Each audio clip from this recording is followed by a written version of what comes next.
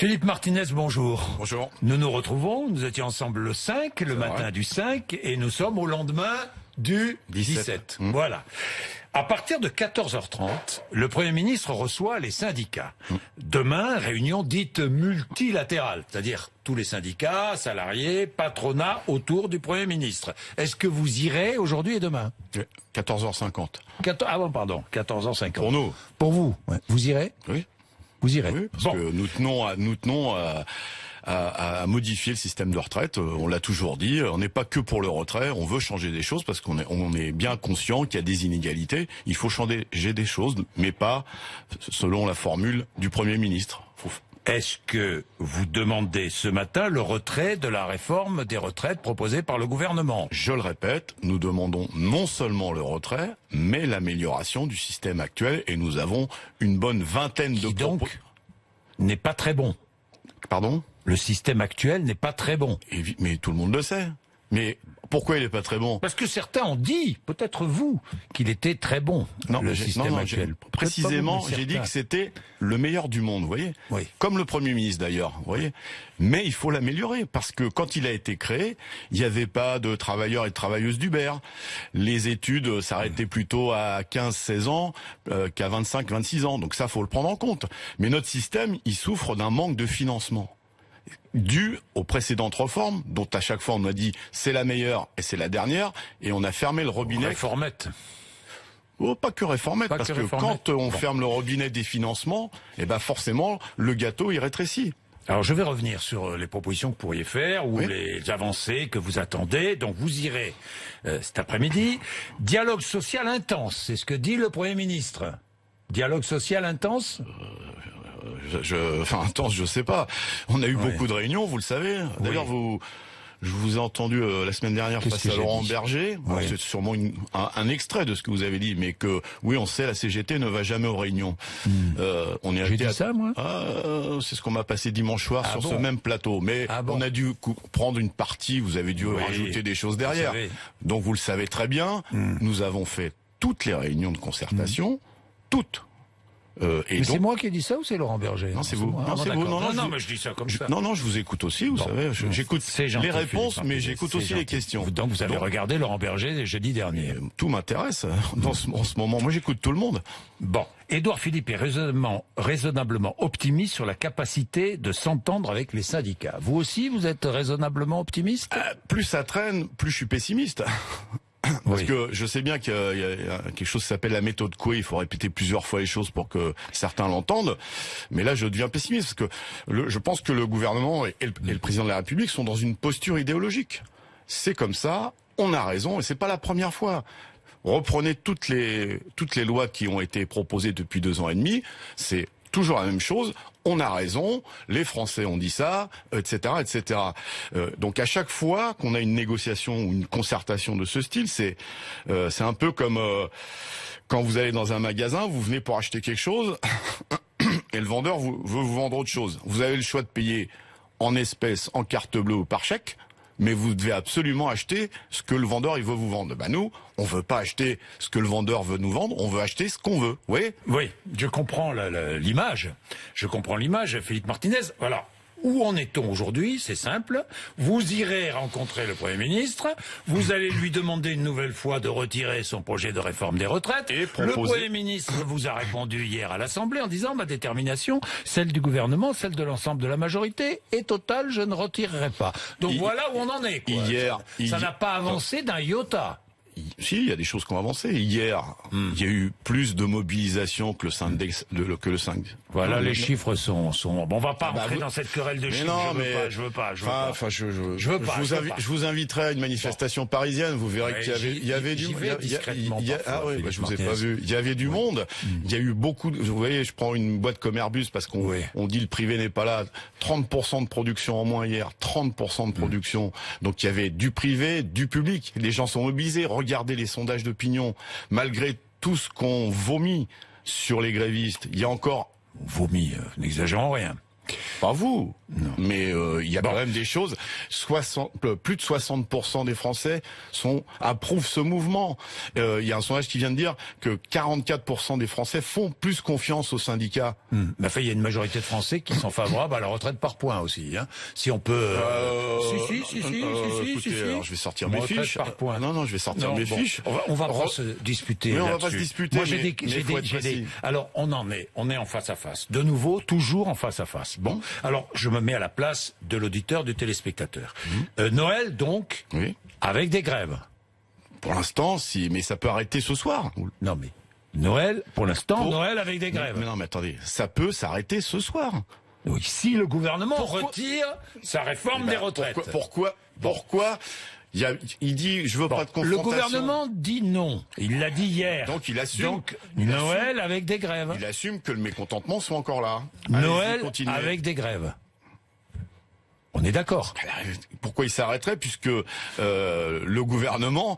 Donc vous appelez à la grève, à la poursuite de la grève pour Noël, le jour de l'an, toutes les périodes de vacances. Pour l'instant, on dit au gouvernement retirez votre projet et tout va s'arranger. Mais ça j'ai bien compris. Mais alors, si le gouvernement ne retire pas ce qu'il ne retirera pas, Noël avec des grèves. Les grévistes feront des assemblées générales, ils décideront s'ils continuent ou pas. Bon, pas de manifestation, de grandes manifestations pendant les fêtes. Difficile à organiser. Jeudi, il va y avoir des choses, mais c'est plus compliqué dans ces périodes-là. Bon, donc rendez-vous en janvier, quoi, pour les grandes manifestations. C'est ce qu'on a. Vous avez déjà fixé une date pour janvier? Pas du tout. C'est ce qu'on a discuté hier en intersyndical. La balle est dans le camp du gouvernement. On va refaire un point, mais il faut absolument que le gouvernement arrête d'être dans cette posture d'affrontement et de confrontation. Bon, il y a des propositions. Qui viennent de la CFDT. Oui. Une proposition, une hausse des cotisations salariales et patronales pour éviter l'âge d'équilibre. 64 ans. Qu'en pensez-vous? Il faut être précis sur le sujet. Je crois que je vous ai déjà dit, quand on augmente les salaires, les cotisations patronales et des salariés augmentent automatiquement. Oui. Donc si c'est ça comme proposition, augmentation des salaires, on est d'accord. Je crois pas que le gouvernement soit d'accord. Non, Gérald Darmanin a dit non. Pas que Gérald Darmanin, tout le gouvernement. Vous avez vu l'augmentation généreuse du SMIC en cette fin d'année. 15 € par mois. 1,2. 15 €. 15 € par mois. Vous vous rendez compte? Je pense que dans la période y compris, on n'est pas d'accord sur les retraites, ok, mais il pourrait y avoir des signes pour répondre au mécontentement d'aujourd'hui, des gilets jaunes. 15 € par mois le SMIC. Vous croyez que c'est un gouvernement qui est à l'écoute des problèmes sociaux de ce pays? Comment se fait-il que dans les transports publics, il n'y ait pas de grève en province? Hier, il y avait 64 villes où il y avait des... Comment se fait-il que seule la région parisienne soit affectée par ces grèves? Donc je vous répète, oui. Hier, dans 64 villes, il n'y avait pas de transport urbain parce qu'ils étaient en grève. Sauf que vous voyez bien qu'on le gouvernement stigmatise la SNCF et la RATP, et vous connaissez la position de la CGT de ce point de vue-là. Quand on est chauffeur de bus au Havre ou à Amiens ou à Nîmes, on a les mêmes conditions de travail qu'à Paris, et donc on devrait avoir les mêmes droits. C'est ça, une harmonisation sociale par le haut. C'est ça, une véritable donc des régimes spéciaux qui devraient être étendus. La prise en compte de la pénibilité, par exemple. Donc même boulot, même droit. Des régimes spéciaux qui devraient être étendus. Exactement. C'est-à-dire des départs à la retraite plus tôt pour beaucoup plus de monde. Exactement, on pourrait appeler ça prise en compte de la pénibilité, puisque c'est un sujet qui nous tient à cœur, vous le savez. Bien. Le gouvernement dit, à propos de la proposition de Laurent Berger, parce que Laurent Berger parle d'une hausse des cotisations, mais il parle aussi d'aménagement sur la pénibilité. Le gouvernement dit... il n'y a pas que Laurent Berger. Hein. Oui. L'UNSA, la CGT, elle parle de pénibilité. Mais alors, est-ce que la CGT, qui va quand même gouverner le futur système, co-gouverner le futur système, non? Je comprends pas bien là. Non. il y aura une gouvernance paritaire Pour du l'instant, système à points. Pour l'instant, c'est pas très clair. Mais c'est ce qu'a annoncé le gouvernement. Du paritarisme, ça existe dans beaucoup de... Oui, Agir Carco, par exemple, Exactement, pour les cadres. Exactement. Vous co-gouvernez Agir Carco. On donne notre avis. Oui. On donne notre avis. Ça fonctionne bien. Ça fonctionne pas très bien parce qu'on a fait des mesures d'économie. On économise parce qu'il était utile de faire des économies, des mesures d'économie. Mais soit, je vous l'ai déjà dit, soit on fait des économies, soit on trouve des nouveaux financements. C'est deux sujets différents. On est dans un dogme de la réduction des dépenses publiques. Moi, je considère, et la CGT, on considère que la santé, l'éducation, ça devrait être sorti de tout ça. Un pays en forme, un pays moderne, c'est des gens, des gens. Transport aussi. Mais bien sûr, bien sûr. Et on le voit bien. Il y a quand même quelques populations, quelques citoyens qui vivent dans des départements qui n'ont plus de transport, où on ferme des gares, où on ferme des services publics. Ils n'ont pas le droit au même traitement que les autres Français. Non, mais le service public, la République, c'est aussi l'égalité. Le gouvernement vous propose, Philippe Martinez, de co-gouverner, de co-gérer ce nouveau système de retraite. Mais ça existe déjà. Vous le savez très bien. Sauf qu'il propose, lui, c'est exactement ma même image que mon marchand et mon vendeur.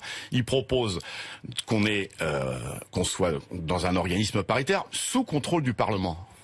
Sous contrôle du Parlement et donc du ministre de l'économie. Qui dira, les gars, faut faire des économies. Donc ce que vous proposez comme mesure, c'est pas bon parce que ça correspond pas à ce que moi j'ai décidé. Donc une démocratie sous contrôle, c'est pas tout à fait une démocratie. Vous voyez ? Bon, Agir Carco, ça fonctionne comme ça. Je vous dis tout ça, Agir Carco, parce que c'est un système par points. C'est pour ça qu'il concerne les cadres.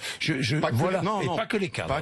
Le privé. Arco, c'est le privé. Pourquoi ça a été mis en place ? Pourquoi ça a été mis en place ? C'est parce que la CGT, au sortir de la guerre, s'est battue pour que le régime général prenne 100%. Sauf qu'on était à la sortie de la guerre. Le patronat, qui avait des systèmes par capitalisation, disait donc ça s'appelle une complémentaire du régime général. Et puis petit à petit, le MEDEF a repris la main et on a géré ça pas pour améliorer le sort des salariés, mais pour éviter de trop dépenser. On est toujours. Et donc nous avons voté contre les mesures qui consistait à soit geler ou baisser la valeur du point, parce que c'est pas ça le rôle.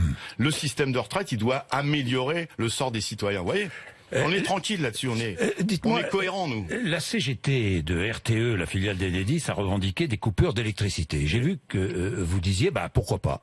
Pourquoi ne pas couper l'électricité ? Vous avez dit, on coupe l'électricité aux grandes entreprises. Voilà, c'est ça. Exactement. Sauf que c'est faux. Parce qu'on a coupé l'électricité à des foyers, à des commerçants, et notamment à Nice. On a un reportage, mais à Nantes, à Lyon, en Gironde, dans de nombreuses villes. Est-ce que je redis, ces coupures sont ciblées.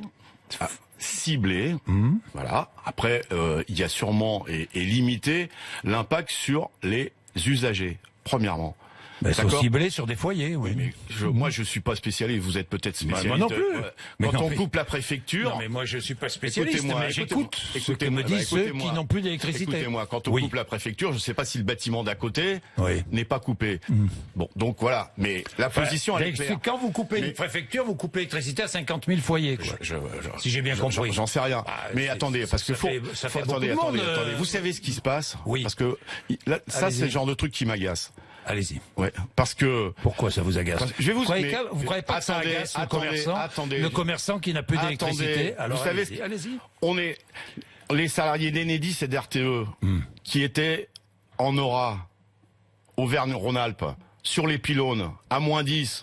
On a souligné leur formidable travail. Oui. Et non seulement on l'a souligné, mais on les a mis à l'antenne et à l'honneur. Oui. Ceux qui sont dans le sud-ouest, dans les Landes aujourd'hui avec les inondations. Bravo. On leur dit, faut venir. On leur dit, faut venir. On n'a pas besoin de leur dire, faut venir. Ils viennent volontairement. Mais on leur dit en même temps, on va vous péter votre statut. On va vous remettre en cause vos retraites. Et en plus, on casse votre boîte. Vous croyez que c'est... J'ai entendu Elisabeth Borne tout à l'heure. Elle est plus prompte à dire attention les coupures que répondre aux revendications des salariés. Non mais alors les revendications, tout le monde les comprend. Monsieur Bourdin, attendez. On peut flatter les usagers, et je vous le dis, ces coupures sont ciblées, mais cracher sur le service public de l'énergie, vous comprenez que ça énerve un petit peu. Non, mais... Est-ce que vous comprenez que ces agents soient un peu énervés? Je comprends que des agents soient en grève. Je comprends que des agents soient en grève, mais je ne comprends pas, Philippe Martinez, enfin, je ne vais pas donner mon avis, mais pourquoi ces agents coupent l'électricité? Franchement, je trouve ça... Est-ce que vous cautionnez cela? Je vous pose la question. Est-ce que vous le cautionnez? Je vous dis oui que ces coupures sont ciblées. Et je comprends la colère de ces agents à qui... Et vous comprenez la colère de ceux qui n'ont plus d'électricité ou pas? Mais oui, comme celle des usagers de la SNCF et de la RATP. On est tous dans la même galère, mais on est face... Est-ce qu'il faut cesser ces coupures et trouver d'autres modes d'action? Il faut cesser les provocations contre les agents d'RTE et d'Enedis. Ils savent ce qu'ils ont à faire. Ils n'ont pas besoin des conseils d'un ministre ou d'une ministre. Et il faut arrêter. Patron du syndicat. Il faut arrêter de se moquer. Patron du syndicat. Il faut arrêter de se moquer d'eux. Il faut arrêter de se moquer d'eux et de les prendre pour des imbéciles. Parce que quand on Donc vous les encouragez à poursuivre? J'ai pas dit. Je vous pose la question. Est-ce que vous les encouragez à poursuivre? J'ai dit arrêtez. Je dis au gouvernement, arrêtez les provocations. Ils savent ce qu'ils ont à faire. Ils n'ont pas besoin qu'on leur demande d'aller aider les gens. Par contre, quand on supprime des emplois, quand on leur donne des consignes de pas aller dépanner les gens parce que c'est pas assez rentable, ça devrait être critiqué. Et je pense qu'un certain nombre de gens du gouvernement feraient mieux de la fermer plutôt que de provoquer ces agents qui sont au service du public. Donc, ils sont provoqués, ils coupent l'électricité du public. Ils sont au service du public. Je viens de vous le dire. Vous venez de le dire. Je viens de vous le dire. Et ils ont pas de démonstration à faire à qui que ce soit. Parce que quand il y a des problèmes, quand il y a des gens, et c'est eux qui se font engueuler quand ils vont pas assez vite, c'est pas ni le patron d'EDF, ni la ministre de l'écologie, Madame Borne. C'est eux qui quand on leur dit ne dépannez pas avant 6 heures du matin parce qu'il y a plus assez d'effectifs, quand ils arrivent à 6h05 et que le congélateur du particulier, il est en rade, qui c'est qui se fait engueuler? La ministre ou celui qui vient dépanner? Et comme il tient à sa boîte, il dit non, mais il peut pas dire, non, on m'oblige à faire ça. Vous voyez, il faut un peu de pudeur dans les critiques. D'accord? Ils ne sont pas les seuls à être critiqués, hein, Philippe Martinez, je vous rassure. Mais vous me parlez d'eux, je vous réponds pour eux. Un mauvais pain est critiqué. Quand il ne peut pas faire de pain parce qu'il n'a pas d'électricité, mettez-vous à sa place un tout petit peu aussi. Mais vous me prendrez pas là-dessus. Je comprends. Je prends pas là-dessus. Moi, je relais ce que j'entends. Mais moi aussi, j'entends des choses. Vous relayez ce que vous entendez de votre côté syndical. Moi aussi, je vais acheter mon pain. Moi aussi, je vais faire mes courses. Donc, j'en croise des commerçants. Bon, d'accord. Dites-moi, les sénateurs, malgré la pression du gouvernement, ne veulent pas aligner leur régime de retraite sur le futur système. Qu'en pensez-vous? Ils ont raison, ils vous rejoignent dans la grève. Comme quoi la suppression des régimes spéciaux, c'est à géométrie variable. Parce que le gouvernement pousse, les sénateurs ne veulent pas. Oui, enfin les sénateurs qui veulent pas remise en cause de régimes spéciaux sont plutôt de droite, me semble-t-il. Enfin le Sénat est plutôt à droite. C'est quand même des partisans de la réforme de Monsieur Macron. Peut-être pas sur leur régime, mais sur le reste. Comme quoi, il y a 2 poids 2 mesures en fonction qu'on parle des cheminots ou des sénateurs ou d'autres. Hein. Vous voyez, on maintient le régime spécial des policiers, c'est une bonne chose. Mais qu'on ne nous dise pas, c'est fini les régimes spéciaux, vous voyez. C'est à géométrie variable. Il y a toujours les gentils et les méchants. Bien, Philippe Martinez, donc, pour résumer, cet après-midi, rencontre avec le Premier ministre. On est bien d'accord, vous allez dire non, nous voulons le retrait de la réforme. On dit non à ça et oui à ça. Bon. Et vous savez qu'on a des propositions. On en a beaucoup parlé et je pense qu'il faut encore en parler parce que des fois il y a des caricatures sur la position de la CGT, c'est retrait. La position de la CGT avant toute proposition, c'est retrait. Mais non, pourquoi? Ah bon? Qui a dit... Attendez, c'est intéressant ce que vous me dites. Non, qui a dit en même temps? Qui est partisan d'en même temps? Bon, c'est le président de la République. C'est le président de la République. C'est-à-dire que le gouvernement pourrait ne pas retirer sa réforme, mais le gouvernement pourrait discuter avec vous de certains points. Mais si on dit maintien du régime actuel, remise en cause des exonérations de cotisations patronales, augmentation des salaires, prise en compte des années d'études, faire payer les Uber, les Deliveroo qui ne payent ni impôts ni cotisations sociales pour des travailleurs qui sont en danger sur leur vélo ou dans leur voiture, il n'y a pas de problème. On y va et on signe tout de suite. Vous voyez, comme on est ouvert. Merci Philippe Martinez d'être venu nous voir. Il est 8h53. Vous êtes sur RMC et BFM TV.